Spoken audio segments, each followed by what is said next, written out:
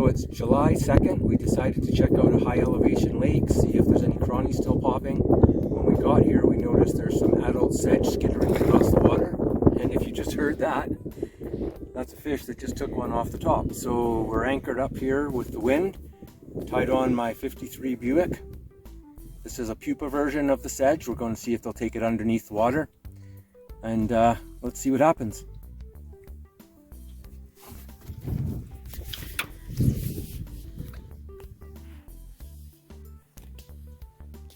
Okay, and there's one on the pupa. So that's that 53 Buick. I set it 5 feet under the indicator because they're taking those adults right on the top, and I suspect grabbing some pupa right under.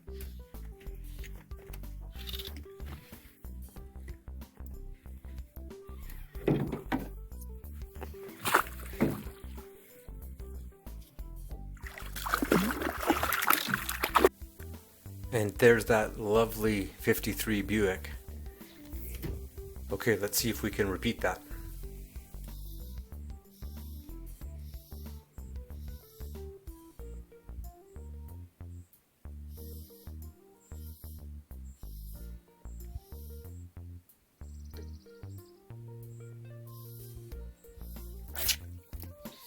Yeah.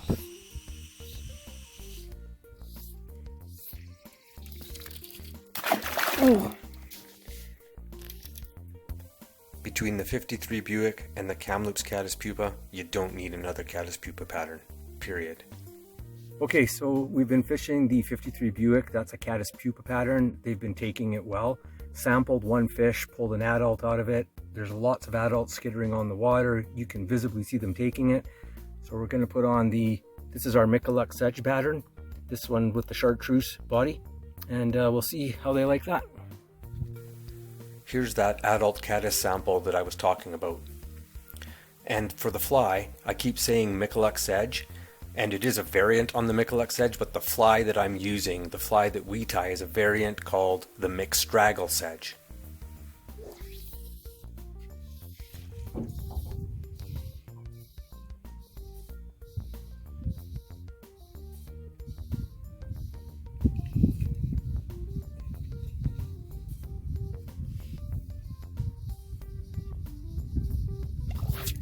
Ha!